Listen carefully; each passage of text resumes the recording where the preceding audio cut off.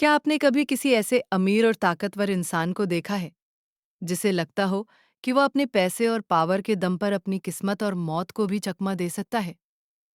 आज की हमारी कहानी बिल्कुल ऐसी ही है। चलिए पढ़ते हैं कल्कि की लिखी हुई व्यंग्य से भरी ये मजेदार कहानी, द टाइगर किंग, जहां एक राजा अपनी मौत को टालने के लिए 100 बाघों का शिकार करने निकल पड़ता है। लेकिन आखिर में उसके साथ जो होता है वह आपको हंसने और सोचने दोनों पर मजबूर कर देगा। कहानी की शुरुआत प्रतिबंधपुरम के महाराजा से होती है। जब इनका जन्म हुआ तो राज्य के ज्योतिषियों ने भविष्यवाणी की। ये बच्चा बड़ा होकर महान योद्धा बनेगा, लेकिन एक दिन इसे मरना होगा। तभी एक चमत्कार हुआ। महज 10 दिन का वह छोटा सा बच्चा बोल पा रहा। जो पैदा हुआ है उसे तो एक दिन मरना ही है। इसमें नया क्या है? दम है तो ये बताओ कि मेरी मौत कैसे होगी। सोचिए, आजकल 10 दिन के बच्चे आंखें भी ठीक से नहीं खोल पाते। और ये भाई साहब ज्योतिषियों की क्लास ले रहे थे। मुख्य ज्योतिषी ने बताया कि राजा का जन्म वृषभ बैल नक्षत्र में हुआ है। बैल और बाघ जन्मजात दुश्मन होते हैं, इसलिए राजा की मौत एक बाघ के हाथों होगी। यह सुनकर बच्चा डरा नहीं, बल्कि गुर्रा कर बोला। बाघों से कह दो अब मुझसे बच कर रहें। राजकुमार बिल्कुल आजकल के अमीर बच्चों की तरह बड़ा हुआ। उसे अंग्रेजी गाय का दूध पिलाया गया। एक अंग्रेज नैनी ने उसे पाला और उसने सर्फ अंग्रेजी फिल्में देखी। 20 साल की उम्र में जब वह गद्दी पर बैठा तो उसे वह भविष्यवाणी याद आई। उसने अपना पहला बाघ मारा और खुशी खुशी ज्योतिषी को दिखाया। ज्योतिषी ने कहा, महाराज, आप ऐसे 99 बाघ मार सकते हैं, लेकिन आपको अपने 100वें बाघ से बहुत बचकर रहना होगा। बस उसी दिन राजा ने कसम खा ली कि वो राज्य का कोई भी काम तब तक नहीं करेगा जब तक 100 बाघ नहीं मार लेता। राज्य में बाघों के शिकार पर बैन लगा दिया गया। सिर्फ राजा ही शिकार कर सकता था। एक बार एक बहुत ऊंचे पद का अंग्रेज ऑफिसर राज्य में आया। उसे बाघों का शिकार करने और मरे हुए बाघ के साथ फोटो खिंचवाने का बड़ा शौक था। राजा ने उसे साफ मना कर दिया। अब राजा को डर सताने लगा कि अगर अंग्रेज ऑफिसर गुस्सा हो गया तो उसकी गद्दी छिन जाएगी। अपनी कुर्सी बचाने के लिए, जैसे आजकल के नेता करते हैं, राजा ने कलकत्ता की एक मशहूर ज्वेलरी की दुकान से 50 महंगी हीरे की अंगूठियां मंगवाई और ऑफिसर की पत्नी मेमसाब को भेज दी। राजा ने सोचा था कि वह एक दो अंगूठियां रखकर बाकी वापस कर देगी, लेकिन लालची मेमसाब ने सारी रख ली। राजा को 3 लाख रुपए का बिल भरना पड़ा, जो उस जमाने में बहुत बड़ी रकम थी। लेकिन उसे इस बात की खुशी थी कि उसकी कुर्सी बच गई। 10 सालों में राजा ने 70 बाघ मार गिराए। अब उसके राज्य में बाघ ही खत्म हो गए। तो क्या राजा ने हार मान ली? बिल्कुल नहीं। उसने अपने मंत्री को बुलाया और कहा, ऐसी राजकुमारी ढूंढो जिसके राज्य में सबसे ज्यादा बाघ हों। मैं उसी से शादी करूंगा। लोग प्यार या दहेज के लिए शादी करते हैं, ये भाई साहब शिकार के लिए कर रहे थे। राजा ने शादी की और जब भी वह अपने ससुराल जाता 5-6 बाघ मार देता। इस तरह उसने कुल 99 बाघ मार दिए।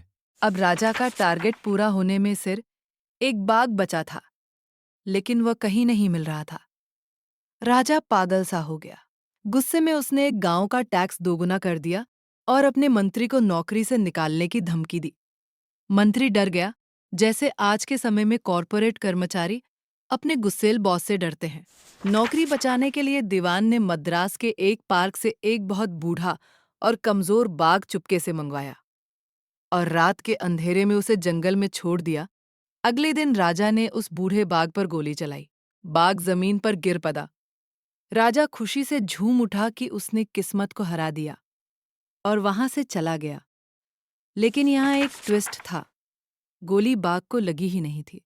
वो तो बस गोली की तेज आवाज सुनकर बेहोश हो गया था। शिकारियों ने सोचा कि अगर राजा को यह सच पता चला तो उनकी नौकरी चली जाएगी, इसलिए शिकारियों ने खुद ही उस बाघ को मार दिया। राजा को लगा कि उसने 100 बाघ मार दिए हैं, इसलिए वो आखिरकार अपने परिवार पर ध्यान देने लगा। अपने बेटे के तीसरे जन्मदिन पर राजा ने बाजार से एक लकड़ी का बाग खरीदा। वह खिलौना किसी बहुत ही बेकार बढ़ई ने बनाया था। उसकी सतह खुरदरी थी। जब राजा अपने बेटे के साथ उस खिलौने से खेल रहा था, तभी लकड़ी की एक छोटी सी फांस राजा के सीधे हाथ में चुभ गई। उसने उसे निकाल दिया, लेकिन अगले दिन हाथ में भयानक इन्फेक्शन फैल गया। मद्रास से 3 बड़े डॉक्टर बुलाए गए। उन्होंने ऑपरेशन किया और बाहर आकर बोले, ऑपरेशन असफल रहा, महाराजा मर गए हैं। और इस तरह एक मामूली से लगरी के खिलौने यानी असली सौवे बाघ ने उस अहंकारी राजा से अपना इंतकाम ले लिया और भविष्यवाणी सच साबित हुई। पूरे चैप्टर को अच्छे से समझ लेने के बाद दोस्तों अब चलिए बोर्ड एग्जाम के most important questions and answer देखते हैं। Question 1. The story is a satire on the conceit of those in power. How does the author employ dramatic irony in the story? यह कहानी सत्ता में बैठे लोगों के अहंकार पर एक व्यंग्य है। लेखक ने इसमें ड्रामेटिक आयरनी का इस्तेमाल कैसे किया है? ड्रामेटिक आयनी तब होती है जब प्रजने वाले को सच पता होता है, लेकिन कहानी के किरदार को नहीं। राजा को घमंड था कि उसने 100वां बाघ मार दिया है और अब वो मौत को हरा चुका है। लेकिन हमें पता था कि उसकी गोली मिस हो गई थी और शिकारियों ने बाघ को मारा था। सबसे बारी आयरनी यह है कि जिस राजा ने 99 असली खूंखार बाघ मारे, उसकी मौत एक सस्ते लकड़ी के खिलौने की वजह से हुई। Question 2. How did the Tiger King manage to retain his kingdom? Tiger king ने अपना राज्य कैसे बचाया? राजा ने एक बड़े ब्रिटिश ऑफिसर को बाघ का शिकार करने और मरे हुए बाघ के साथ फोटो खिंचवाने से मना कर दिया था। ऑफिसर के गुस्से से अपना राज्य बचाने के लिए राजा ने कलकत्ता से हीरे की 50 महंगी अंगूठियां मंगवाकर ऑफिसर की पत्नी को रिश्वत के तौर पर भेज दी। पत्नी ने सारी अंगूठियां रख ली। राजा को 3 लाख रुपए का नुकसान हुआ, पर उसका राज्य बच गया। Question 3. Why did the Maharaja decide to get married?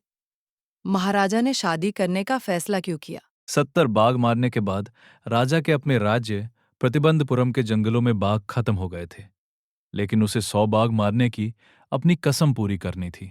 इसलिए उसने मंत्री को एक ऐसी शाही रियासत की राजकुमारी खोजने का आदेश दिया जिसके जंगलों में बहुत सारे बाघ हों, ताकि वो शादी करके वहां शिकार कर सके। Question 4. Why did the hunters hide the truth about the 100th tiger from the king? शिकारियों ने राजा से 100वें बाघ का सच क्यों छिपाया? शिकारी राजा के भयानक गुस्से से डरते थे। अगर वे राजा को बताते कि उसका निशाना चूक गया है और 100वां बाघ अभी भी जिंदा है, तो राजा गुस्से में उन्हें नौकरी से निकाल देता या मरवा देता। अपनी जान और नौकरी बचाने के लिए शिकारियों ने सच छिपाया और खुद ही बाघ को गोली मार दी। Question 5. What is the author's indirect comment on subjecting innocent animals to the willfulness of human beings? बेजुबान जानवरों पर इंसानों के अत्याचार को लेकर लेखक ने क्या संदेश दिया है? लेखक ने दिखाया है कि कैसे इंसान अपने अहंकार, शौक और झूठी शान के लिए बेजुबान जानवरों को बेरहमी से मारते हैं। राजा ने महज एक भविष्यवाणी को गलत साबित करने के लिए 99 बाघों की जान ले ली। यह इंसानों की क्रूरता को दर्शाता है कि हम कैसे प्रकृति और जानवरों को अपनी जागीर समझते हैं। तो दोस्तों वीडियो पसंद आई हो तो इस वीडियो को लाइक कीजिए।